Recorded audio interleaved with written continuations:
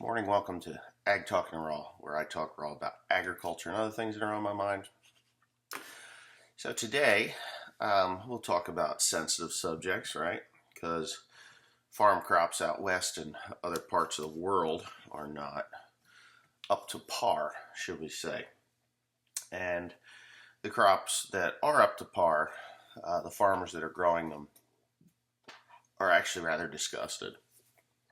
And it's true. I'm disgusted. I'm quite disgusted. I'm disgusted with a couple of things. Actually looking to change a lot about my business. All right, so let's start out with why I'm making this video and what it's about and what we can do about it and what average people can do about it, which is very little. But what I'm talking about is a comment that I made on a post from Jeremy Clarkson. And Jeremy Clarkson is doing a wonderful job. If you don't know who Jeremy Clarkson is, he's an older guy. He's like 10 years older than me. Matter of fact, he's 11 years older than me. He's not much older than me, but he's a TV personality. Okay, so he's made millions and millions of dollars on TV promoting automobiles. He did the original Top Gear, and then he did the remake of Top Gear, and now he's doing this thing called Grand Tour. But if you're not in agriculture, or maybe if you don't have Amazon Prime, he also does this thing called Clarkson's Farm. And I like Clarkson's Farm. I've said it lots of times that I like Clarkson's Farm. It's a neat show. Basically, the first season was better than the second season. I kind of would agree with that. I liked the second season as well. But it was more scripted, the second season, than the first season. The first season was like having a child and watching a child discover new things every day, for a year. And then, so at 5 years old, when a child turns 4 or 5 years old, they discover new things every day, and they understand, comprehend, and really start to form quite a personality. So watching Jeremy Clarkson's Clarkson Farm the first season was like watching a 5-year-old discover new things every day. And if you haven't watched the show, it's worth the Amazon Prime thing. It's worth the Amazon Prime subscription fee, in my opinion. I mean, once you watch it, if you don't want to watch anything else that's on Amazon Prime, go ahead and switch it off. But you have access to all sorts of stuff. I'm not here to promote Amazon Prime or Jeremy Clarkson for that matter, but I was just explaining where you could see him or who he is. So through the years of doing all these car shows, and he's comedic, he's a pretty funny guy, he's a fun guy to watch, he has acquired a vast fortune of money, wealth, which is what 99% of men, there's a difference between males and men, but men are different than males. And if you don't understand what I'm talking about, then you're more than likely a male and not a man. A man knows who he is.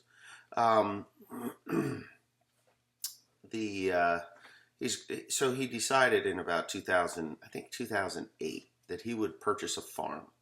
You probably have seen this on my channel. I went to his farm. He wasn't there, obviously. I wasn't an invited guest or anything. I just showed up because I wanted to see the farm shop and where the television show was made. And I was in England, so it was just something to do. And I enjoyed it quite a lot. It was neat to see where a lot of the filming had taken place, and his struggles and what a mess he had made in the fight against the government. So since then, he's matured in agriculture. In my opinion, he has. He's matured in agriculture. He understands the trials and tribulations that farmers go through on a daily basis. I mean, most farmers probably think the way that I do. While they're planting this year's crop, they're already thinking about next year's crop. I do. While this year's crop is growing, I'm already thinking of what I can do next year to make next year's crop better. We also think that this is going to be the best crop we ever have every year. And then the curveballs start coming. And you get hit by the ball every once in a while. You know, you put a crop in the ground, it sprouts, it starts to grow, and then it dries up. And you have to make decisions to counteract what is going on with the weather. And hopefully you can make the right decisions that will fix that crop, you know, or bring that crop through the dry spell, or the wet spell for that matter, and get it up and growing where it can be a viable, profitable crop. So, okay, so with all this stuff, you know, the input costs and the input costs, the breakdowns, the new equipment purchases, the parts purchases, the repair bills, you know, and even though I do all of my own repairs, 99.99% of my repairs are done by me or my family. You know, Timothy's working on the baler mostly this year, and I really want him to do that. I could have done the baler and been done with it weeks ago. I could have put everything else aside and did the baler weeks ago, and then Tim wouldn't have learned anything about a chrome baler or what it's like to start a job and complete a job and be proud of what he's done. I'm proud of Timothy. I think he's done a great job. Taken him a lot longer than what it would have taken me, but you know, it's Timothy. So, and I'm proud of him. I'm glad that he's doing it, and with the guidance, you know, and I'll help him here and there. Me and Teresa have helped him quite, not a lot, but we will be jumping in on that project. I think we're supposed to get rain. I don't know. It's awful dark out there, like it's going to rain. Of course, it is only 6 o'clock in the morning, but whatever. So with Jeremy Clarkson having this notoriety and this newfound popularity among the ag community, he's learning a lot about farming, farmers, bills, profit and loss, profit and loss, profit and loss, or just loss. So what I was saying earlier is the comment that I made was last year we made nothing. We made nothing. I made enough to survive, and that's it. I had no money to put in on this year's crop because last year's crop just the drought in key time on a lot of it was devastating. Reproductive stage, gotta have water. You have got to have water. There's just no ifs, ands, or buts about it. So when I got done last year with the hay, the corn, the beans, it was basically a break-even year, and the savings that I had put into the other stuff that I did just wiped me out. Now I have other assets and stuff like that, so I'm not like, I could easily liquidate stuff and have money. You know, don't think that I'm on the balls of my ass just yet. So what that did was that pushed a huge risk forward this coming year.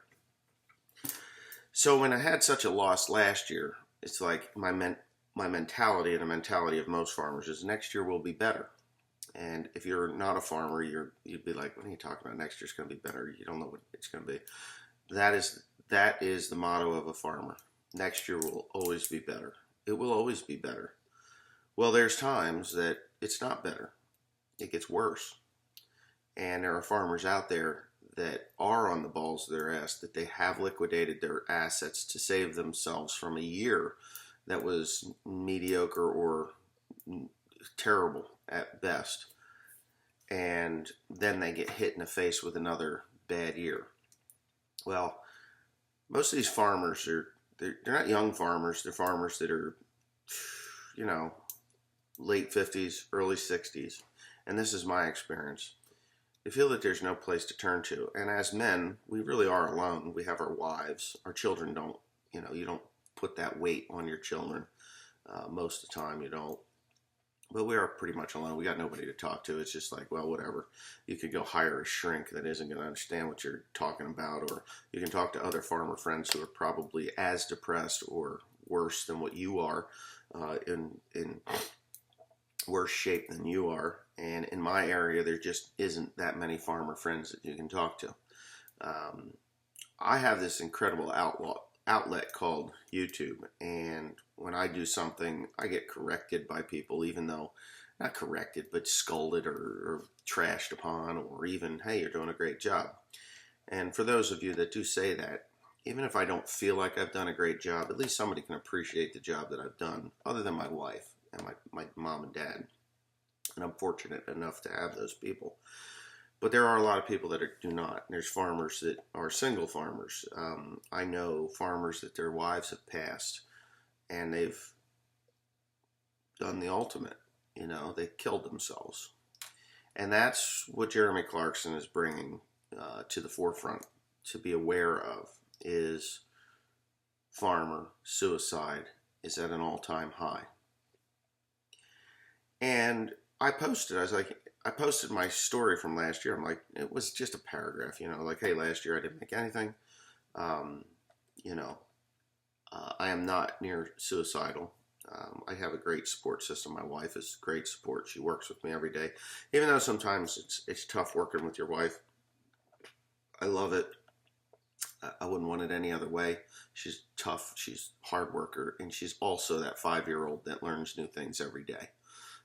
It's like, wow, I didn't know that. Or, wow, really? Or, how do you know this stuff is the one that I get the most. How do you know this stuff? Well, for those farmers that are watching this, that are actually feeling about sucking on the end of a pistol or stringing a rope, there's somebody out there that really does appreciate you. And whether it's your kids or your, siblings, if you're not married or if your wife has passed on, there's somebody that appreciates you. And there's so much more to live for than the end of a pistol barrel, shotgun barrel, rifle barrel, or a rope. And there's other ways that I've heard of farmers committing suicide. It's terrible. There's just terrible stuff. So Jeremy Clarkson is bringing awareness to this fact, probably because now, as a standard average Joe guy that is now farming, he's farming with money. But even if you're farming with money, you still see people that farm for money. They have a different mindset than people that farm with money. Because people that farm with money, they know the loss side of it. And sometimes that farming is an incredible write-off. You get to go ride around in tractors, throw seeds in the ground, fertilizer, spend all this money. And then, at the end of the day, it's a tax write-off where you just had an incredible year buying equipment and stuff. And, there's no problem with next year because you're already a millionaire or a billionaire or whatever. And you get to fly around in your airplane and look at your crops, or helicopter and look at your crops, whereas 99.9% of farmers do not have that luxury of that. But, so this year and last year combined, this were very scary for me. Last year we went through that drought. I'm like, holy shit, I'm going to be declaring bankruptcy. But next year will be better, right? So that's my mindset. Next year will be better. I'll be able to make this up next year because traditionally I have. So next year comes. It's this year. I've expanded my corn planter. I've doubled my corn acres. I've grown wheat for the first time in 30 years. I've and had an okay crop with the wheat. I was surprised that I had an okay crop with the wheat. I double cropped soybeans after wheat for the first time ever. I've double cropped after rye, after taking rye off soybeans, and that's okay. But I didn't bale straw for the first time ever because I'm concerned about soil health and what that looks like. In the long run, I see short-term gains right now that I've never seen in anybody in the area that has double crop beans after wheat. Just because there's things that you can do to really push those soybeans and get them to get a foothold and stuff. So this year we went through 6 weeks of zero rain. Wouldn't you know it? 6 years of zero rain. I just borrowed all the money to plant a crop, all of it, because last year took all my money, just took it all. We had the highest fertilizer prices on record last year, highest input costs ever last year. The end result was a break-even year, or not even a break-even year, barely a break-even year. Well, it was a loss year because the government doesn't look at your savings that you blew. They just look at what, and the savings wasn't spent until, after the crop was off. So I spend $180,000 on seed or so. I spend, just astronomical amounts of money on seed, fertilizer, and equipment repair costs, diesel fuel at freaking $3 and change, a gallon. I reduced those costs by no-till farming, which made my crop look like terrible. It was probably the worst looking corn in the county. Just didn't look good at all. Like, oh my God, Pandy's lost his mind. He killed his hay last year. Now he's planting this corn. He doesn't know what he's doing. But if you drive down the roads today, you have a very different opinion of what I've done, because I got rain. And no-till corn in this area traditionally is, it's like the waves of the ocean. It doesn't come up very even, and it doesn't grow very even. But then when it tossles out, then it evens up, and you don't notice a difference at all from the road or even in the field. If you walk in the field, you're not gonna see spindly, tiny little ears. You're gonna see, even pretty good ears. We do have some issues because it got dry after I planted, that uneven emergence, which is going to cost us. I don't know how much it's going to cost us either. I'm not 100% sure. Picked up a farm that was nothing but rocks, so the seed didn't get down as deep as it should have because of the rocks. So you have all these different, you have thick normal stalks, and then you have these pencil stalks that are in there because they're just under the surface of the soil, and corn really needs to be no less than 1.5 inches deep. And my dad was up and looked at it and says, man, why is the stalks are so uneven in size? I didn't say anything about it, but he knows. He's just forgotten. But here we are going through this pain, and I hear a lot of people talking about, this is it. Another friend of mine has said, if this doesn't get straightened around, I'm done. I'm throwing in the towel. And it was kind of shocking, because I didn't think that he would quit or even talk about that. But, such is life. So we probably all of us know a farmer that has hung himself or shot himself. I know 3 older men. One hung himself, and his wife, he kissed his wife goodbye in the morning, gave her a big hug, which was kind of out of the ordinary. She told me this. And then he went to the farm and strung a rope and hung himself. And there was no reason for that. She got a call at her job that they found her husband. He's dead. And it's a devastating thing. 2 young kids. And, teenagers, preteen. One was preteen, maybe 12. The other one was like 14. Threw them for a major loop. Really not good. Not good at all. So, that happened. Another guy, his wife had died. Felt that there was nothing else worth living for. Put a bullet in his head. 2 guys that did that. Shameful, and it doesn't end problems. That's the crazy thing. It does not end problems. It creates more problems for your family. The devastation within the family unit is terrible. I mean, I know what it's like to lose somebody that you love in your family. My sister passed away. She passed away from cancer, and I hate doctors over it.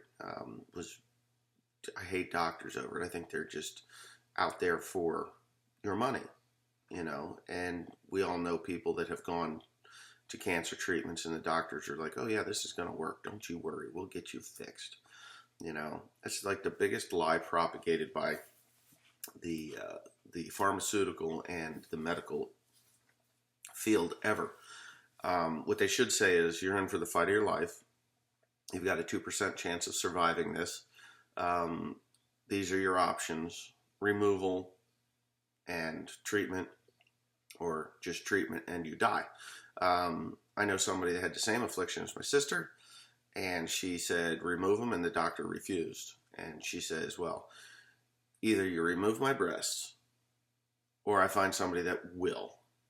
And of course that doctor didn't want to lose out on the money that she would make from this person, so she removed them. She removed both of them, the affected one and the healthy one. And the doctor was like, why are you removing the other one? She said, I don't want to be lopsided and the chance of this thing coming back, because she did her research. You know, you remove one breast, it's contained within the breast. The other breast may be healthy, but those cancer cells, they kind of they go throughout your body. And if there are breast tissue loving cancer cells, they're over there, and they're just waiting for you to take the big old mama lump off, and then baby lumps decide we're going to grow. So she had them both removed, had implants, tattooed her nipples on, and off you go. She's still alive today. My sister, doctors like garden variety cancer, easy to cure. They had her so full of cancer by the end of her life that she had it on her bones, she had it in her lungs, she had it everywhere. She had a lump on the back of her neck. The doctor's like, oh, no, that's not cancer. Well, what the fuck is a big-ass lump on the back of your neck? It's a tumor. She's like, no, they said it's not cancer. And they radiate. Oh, it's just a nightmare. I lived through it. It's terrible. So don't trust your doctors. Sometimes you know more than a doctor does. Like, get this thing out of me. Get it out of me now. And if it attaches somewhere else, you're going to take that off too, if there's the chance of it. You know, my sister's arm swelled up to the size of my leg. They should have just cut the arm off. Oh, it was just terrible. All the things they did to her were terrible. So, you know, you've got these farmers and ranchers that are at the ends of their rope. They're at the end of their rope because they've run through their savings. They've run through they've run through their assets trying to make what happened better, make next year better. And, you know, some people are just so entrenched in what they're doing that they don't see the problems that are coming in. Everything is changing. So about 4 years ago, the mushroom growers, and I'm going to talk about myself here a little bit, but the mushroom growers, something changed. There was a lawsuit that they lost, and back in the early 2000s, and they were given 20 years to fix it, to pay off, and they hadn't done it. You know, instead of saying, okay, we're going to pay this off slowly for the next 20 years. Yeah, we ain't paying those assholes. We're not going to pay them until the end, because we don't even know if we're going to be in business by then, right? Well, 2018 comes around, and they get sued again. The judge is like, you got to start paying these people. So instead of paying the millions of dollars over the course of those years, they had to do it all at once, which meant they have to go after their vendors, me, and others like me. Well, where can we trim the fat that we can still continue to expand our business and not hurt our business? Where can we do that? Yeah, let's cut the price of hay and straw and horse manure and all this stuff. Let's just cut the price of all of our input costs so that we can pay for our fuck up that we did 20 years ago or 16 years ago or whatever. I think it was 16 years ago. 16 years prior to 2018. So they did. And then how else can we save money, you know, or how else can we get money together to make these payments. Well, I always got paid on 2 weeks, right? We did. We got paid on 2 weeks because it was the law. You couldn't hold money from a farmer for any more than 30 days. And nobody did. It was 4 weeks. And if you didn't get your check within 4 weeks, you called up and they're like, oh, I left my check in my other pants bucket, that kind of crap. And then you got to check because there's a law on the books for 4 weeks. Well, first thing Joe Biden did back in 2021 when he took office was he took away that. We now fall under the 90-day rule. So in 2021, we went from a 4-week to 10 weeks. Yeah, on the one mushroom grower, the other mushroom grower, they were like, well, we can pay you on a monthly, 2 to 3 weeks, which is fine. We'll still do that. But we're going to dock the ever-loving shit out of you. So you can go in there with hay that was so dry that if you held a cigarette to it, it would burn. And they were docking 4, 5, 10% moisture. But you take 10% of 1,000 tons, you've taken 100 tons. 100 tons is 20 grand. But you do that over and over and over again. So you take 10% of 5,000 tons. Talking $100,000. $100,000 out of my pocket. Then you cut that price from I was getting $118 a ton. And right now, today, with the higher input costs than I had back then, we're getting $105 a ton. $105 per ton. That's it. Like, you're getting $105 a ton. Tires, 3 times as much as they were a few years ago. Fuel, way up there. $3 and some cents a gallon, not $2 a gallon. You take a gallon of fuel and you add $1 to it, and you buy 20, 30,000 gallons of fuel a year. What do you got? $20,000-$30,000 less than you had the year before. Plus, you've taken a $10 hit. Say a $10 hit. We were getting what were we getting last year? 110. We got 110, 115. 115 last year, I think is what it was, but it wasn't back up to where it should have been. It should have been 125, but they couldn't afford it because they got sued and they had to pay all this stuff out, and they needed to buy new loaders and add buildings and all this other stuff, and everybody in the company that were up high in the company needed new Mercedes, BMWs, and Audis and Ferraris and shit like that. So you've got that. So that aspect of my business I had to do something.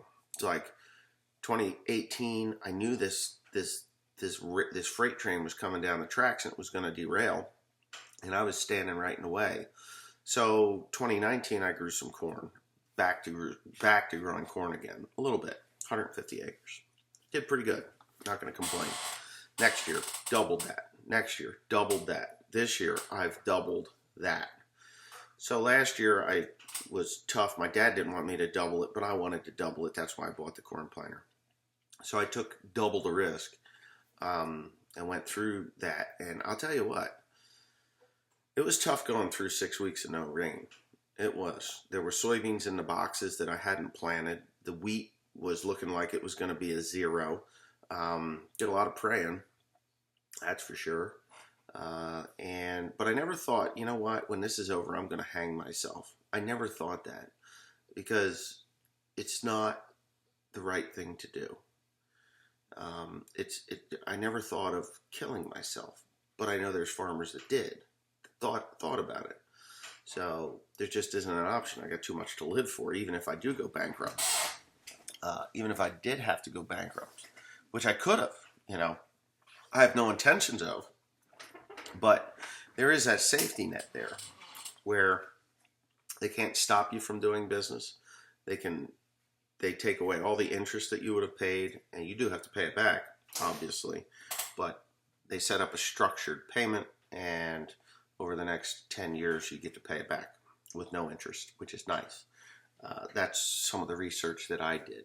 I researched how can I do this, continue to do this, and fix this if the event happens that my crop is garbage and I get nothing. So we started getting rain, and that posed a new set of problems, and I panicked a little bit. I was like, oh my God, what am I going to do here? I replanted a few fields that I shouldn't have replanted, but I replanted them anyway. So I got an overpopulation problem, but I'm not really too concerned about that because now I've got probably a 50,000 plant population. I'm going to have a bunch of ears like that. Am I going to have top yield? Fuck no, I'm not going to have top yield, but I'm going to have a yield. And out of 1,300 acres, there's only 200 acres that looks like that. And not all of it. It's funny how that went. But if I wouldn't have replanted it, I would have probably been in the same thought process, only in reverse. Like, instead of saying, God, I wish I didn't replant that, I would be, God, I wish I had replanted that. So, you've got that. As long as we continue to get rain, the yield will be fine. It's not going to be the greatest. Probably won't even have good test weight. It's just going to be, it rocks its world. But all the fertilizers there, I added more nitrogen to it because I knew what I had done and how it was going to go. Other farms that I replanted had totally deserved it. They were just a total disaster. Varieties that I planted were tough varieties to deal with. There's this 111 day that I'm telling you right now I'd never plant it again, but I may change my mind when I get into it with the combine. Doesn't mean I'm going to change my mind. I just said I may change my mind. But who knows? I'm starting to like the way it looks now. 3 months in. I planted it May 10th, June 10th, July 10th. We're getting into August. It'll be 3 months in, and it's like, oh my God, it's just tasseling now.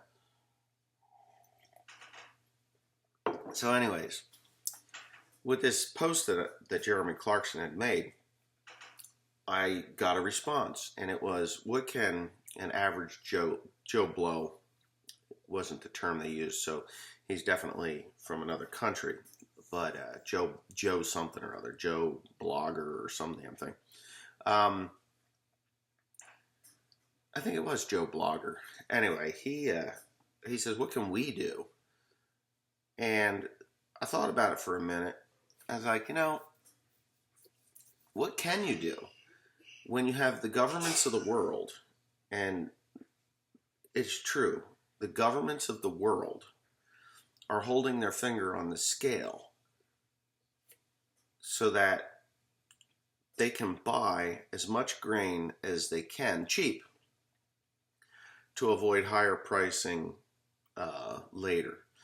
So we all know that Ukraine and Russia are fighting, and Ukraine blew up a bridge, pissed off the Russians. The Russians are like, no exporting grain for you, and they blew up a bunch of ports, and now the Ukrainians are blowing up Russian ports.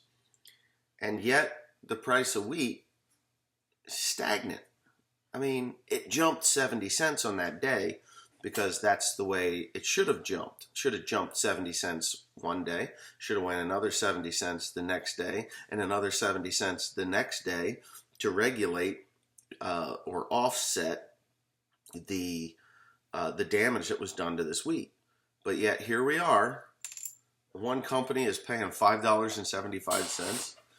Let me take a look now. I kind of want to be somewhat accurate as to what these pricings are, because it just annoys me. There's Triple M. Well, I use Triple M Farms because they have the market reports, and today here's market prices. Everything is down. Everything is down. So corn down 9 cents, 10 cents, 9 cents, 8 cents, and we're talking September corn down 9 cents. Wow. $5.11 for corn. $5.11 for corn. Corn. November, they don't even have corn listed as a purchase right now on theirs. But November beans is down 24 cents, $13.99. It's $15 a week ago. hail, drought, irreversible hail damage and drought throughout this country, just throughout this country. So what's going on? Wheat down 18 cents. So all the gains that we made last week from the bombings and the fighting that goes on in Ukraine. And if you're watching this and you don't realize, Ukraine's major exports are sunflowers, wheat, and corn. That's what they do. And they're 14% of the market share. So 14% of the world market comes from Ukraine. Russia's another one. I don't know what Russia's market share is, but Russia's ports are getting blown up now. The Ukrainians are going into Russia, so they say. I don't know. At least that's the last reports that I saw. But what else? What's up? Because we got to have green energy. Crude oil. Inputs. All right? Inputs.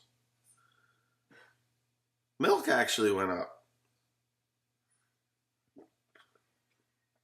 0.3 cents. Class 4 milk. Dow futures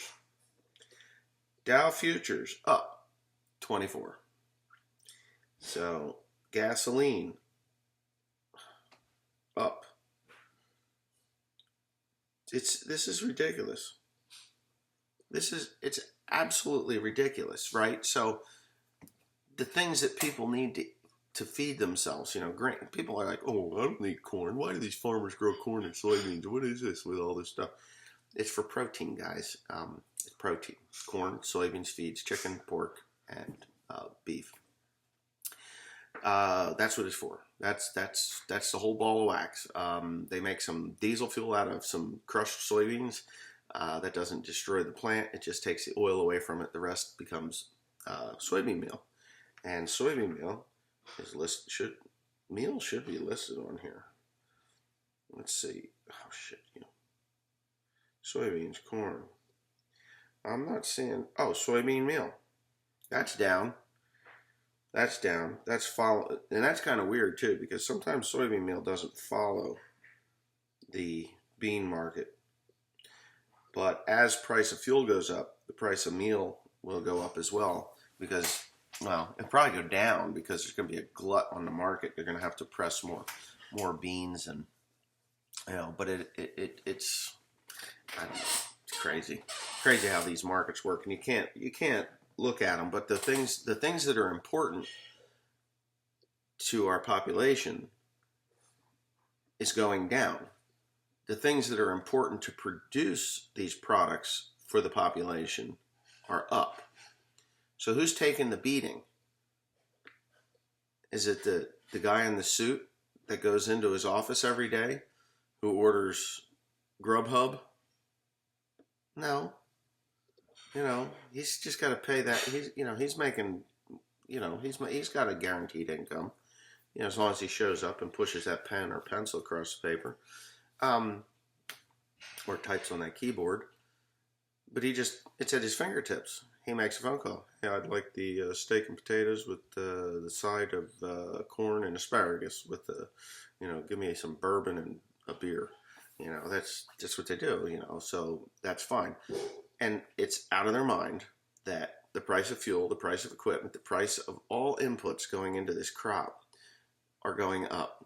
There's bombings in a country that will severely impact the price of grain, or should severely impact the price of grain, but it doesn't. It doesn't impact the price of grain because there's somebody in a government all around the world going, we're just going to hold this here for a little while. And then they wait. And then the price goes down. It spikes. Then it comes down. And they know that it's going to go up. They do know it's going to go up. So they're going to invest in that. Those futures, they're just there like to panic farmers into selling grain. Holy shit, it's going to be $4.50 a bushel for corn. Oh my God, I got to get rid of this corn. Okay. So those farmers, they panic, they panic sell, they sell, on futures, they sell whatever, half of their crop, which is something that I should do more of. But I'm not interested in it right now because I'm looking at the world and I'm thinking, the Philippines is flooding off the map. Okay, so the Philippines is flooding off the map. Nobody cares about the Philippines. They produce corn. They don't sell it, but they produce it for their people. They produce rice for their people. They're flooding. So these crops, they don't tolerate flood well because where it's flooding, that's like where the best ground is, where they grow their rice and their corn. And what else do they grow there? They grow a lot of vegetables. The vegetables are up in the mountain provinces, and those just wash away. I mean, if you've ever seen what water does in a mountain province in the Philippines, you'd be like, holy shit, can't believe they even live there. But that's where the vegetables are grown. These are products that they feed their people with. They're not exporters. They import. So as these floods and things happen around the world, that means that, we lost 1 million acres of corn or rice or whatever. They got to get it from somewhere. And when we're dry in the United States and our bushel counts, they say, oh, it's not going to affect the overall output of grain. Get the hell out of here. Just look at Illinois farmer, one happy farmer, Jeff Ramond. I watch him. I haven't seen anything that he's put up for real, but I did see an Instagram post.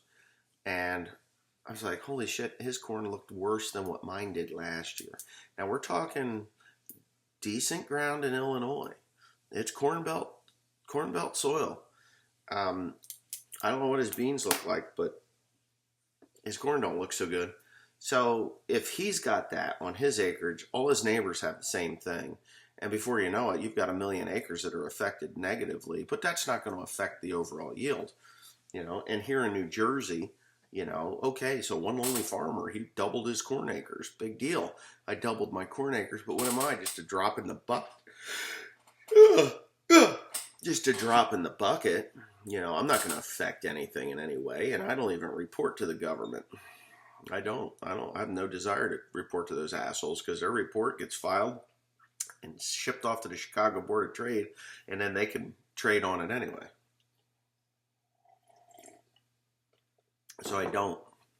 So anyway, I've been going on here for 42 minutes now, but if you're watching your crops wither and die, if you're having problems with your family, if you got equipment that breaks down and you can't afford to buy parts, and you're feeling like the end is near and it's overwhelming you to the point where you are thinking about sucking on the end of a firearm or stringing a rope, think of your kids. Think of your sisters, your brothers, your wife, your grandparents if you've got them, aunts, uncles.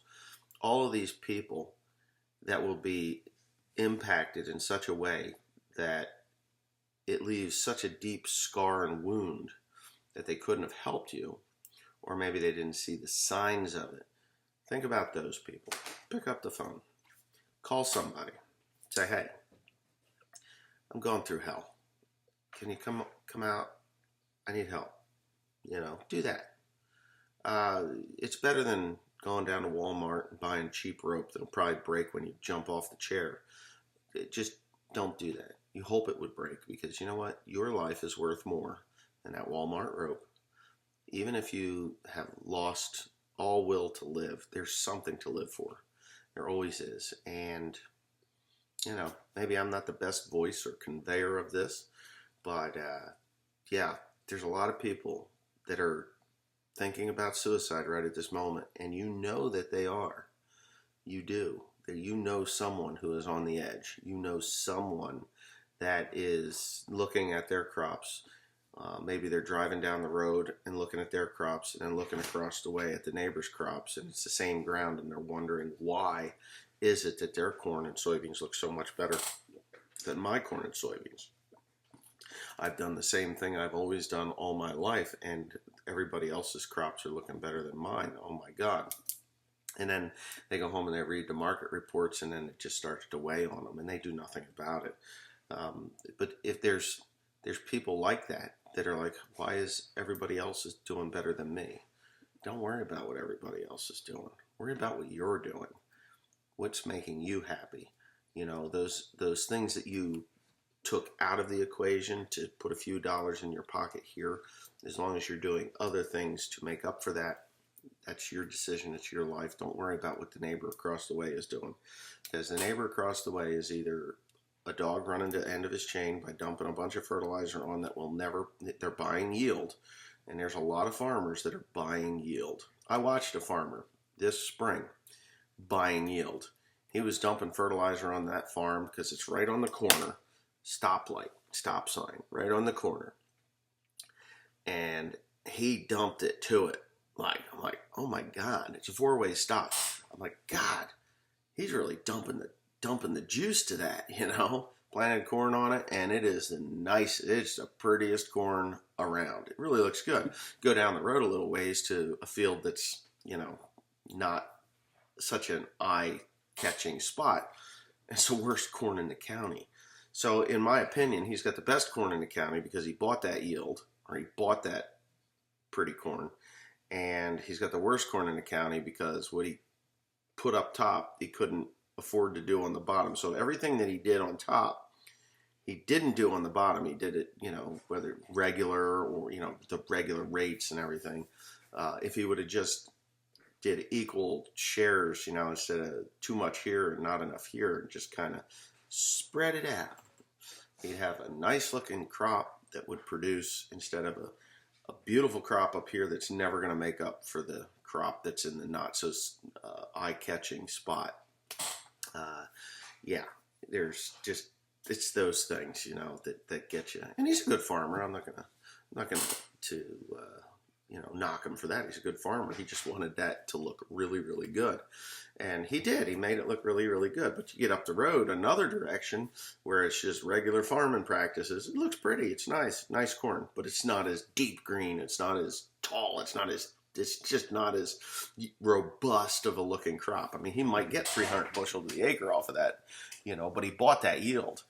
So if you're down the road from somebody that has bought that yield, and you're like, well, I just put on, you know, 220 units of nitrogen hoping to get 200 bushel corn, and he's put on 400 units of nitrogen hoping to get 300 bushel corn, your money ahead. Doesn't have to look as pretty as his, but your money ahead because you didn't buy that yield. And there is a breakover. You know, there is this point where the fertilizer plant will they'll sell it to you. If you get this idea in your head that you're going to put 1,000 pounds of 12-24-24 with boron and zinc and sulfur and all this other stuff on there, and then you're going to, you know, you're going to put on another 50 units of nitrogen after that, you know, or 100 units of nitrogen on top of that, bringing your nitrogen inputs up to 250 to 300 units to grow a 200 bushel corn crop, you'd be better off putting 200 units of nitrogen on in total. And getting that 160, 170, which is much more obtainable, because when a corn plant, this thing keeps going up, a corn plant has a potential to grow literally 500 bushels to the acre.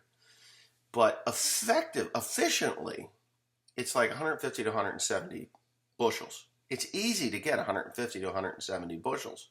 It's not hard. It's not super expensive either. You can obtain that with manure and other fertilizer inputs.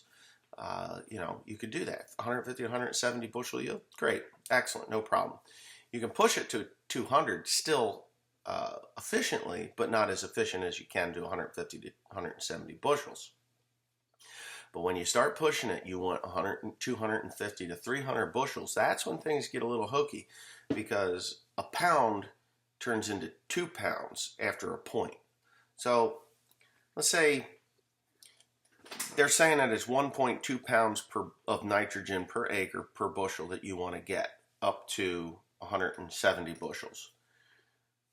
170 to 225 is going to be 1.5 pounds or so.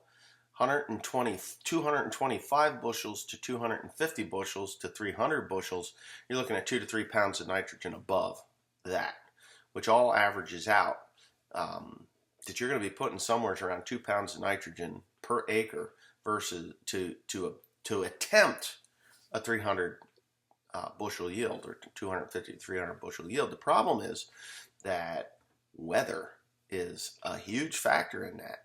So corn needs a certain number of degrees in a growing season to mature.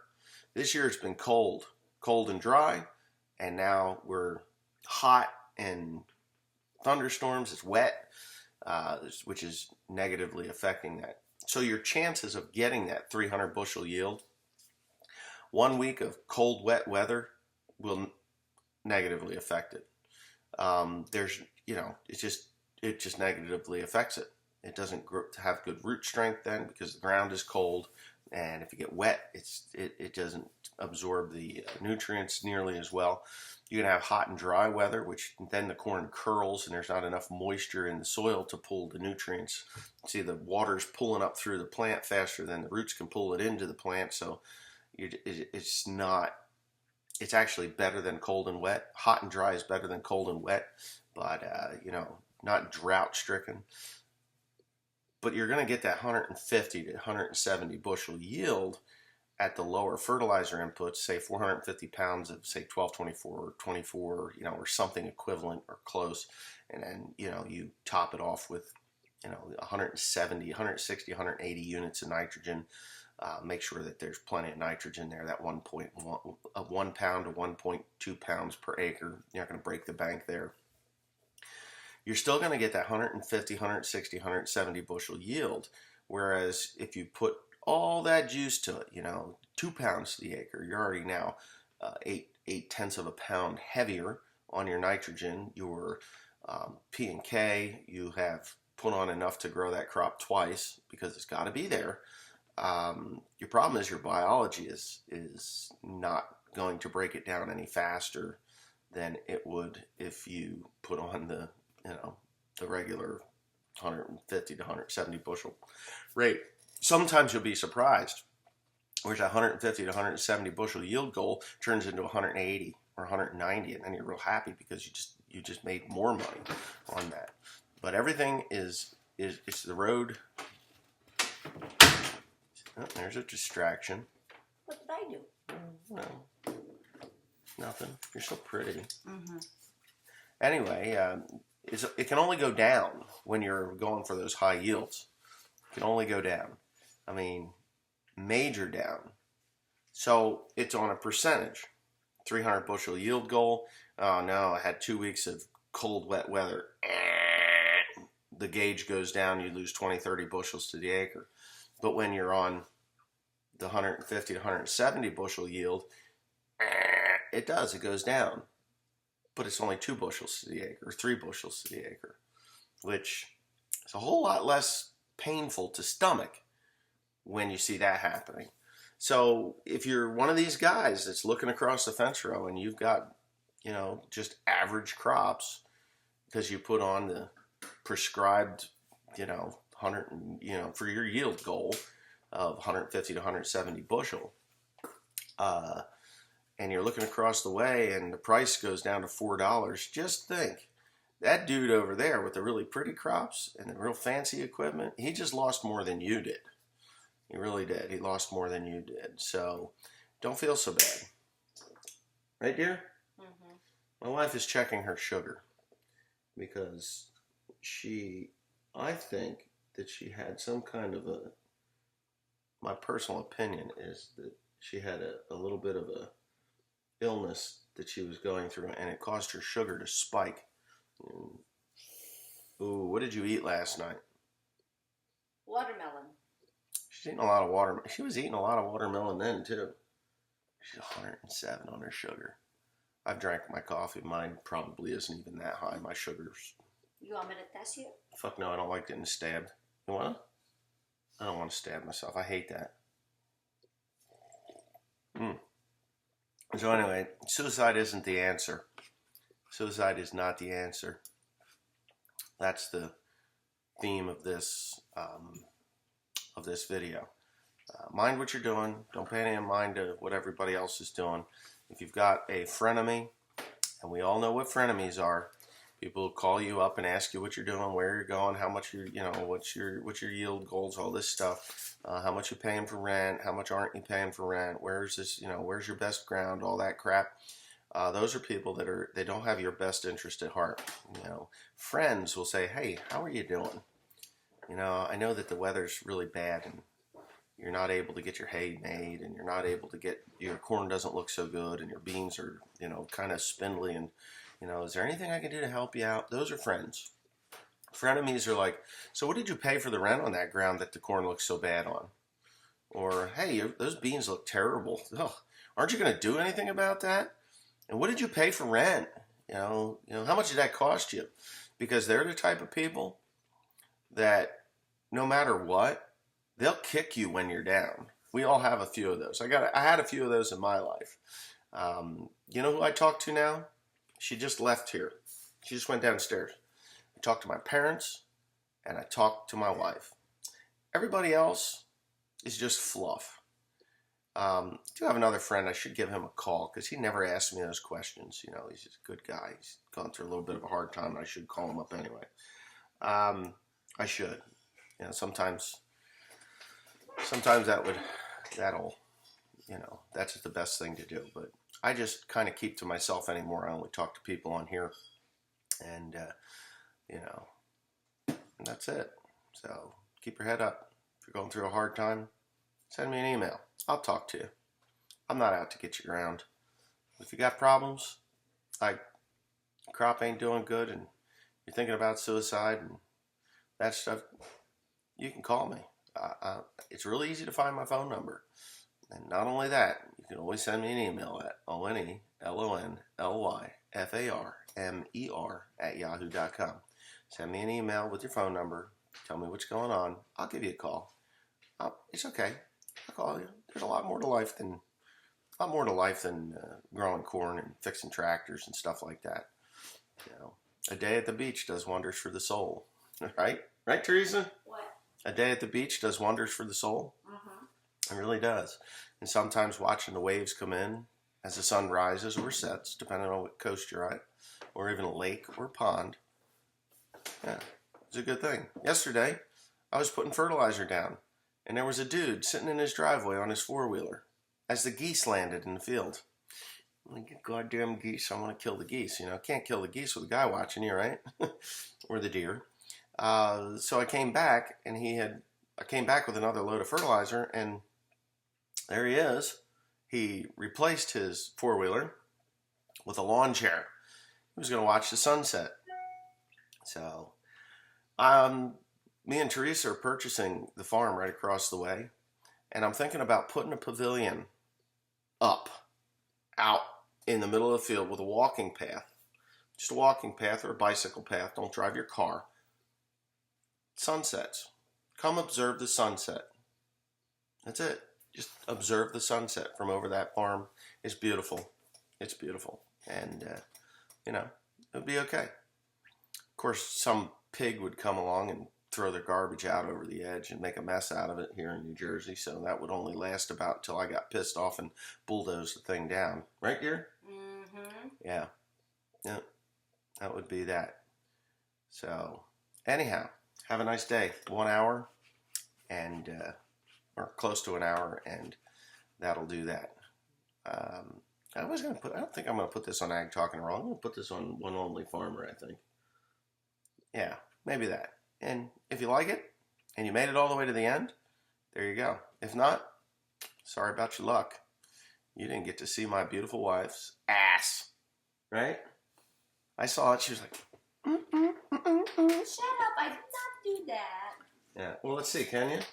No. Well, come on. You want to see my ass? Because I'm sitting here in my underwear, and I've probably got a hole in them. I think is there an asshole in my underwear, dear? No. Oh, there's not? Okay. Anyway, I have such a wonderful life. Oh, and if you are ready to commit suicide, get yourself a Filipina. She'll brighten your day. Right, dear? Mm-hmm. Uh-huh. She'll take care of you. You don't want anybody to commit suicide, do you? No. Most Filipinos are happy even if they're a mess, right? Yeah. Yeah. Anyways, so long.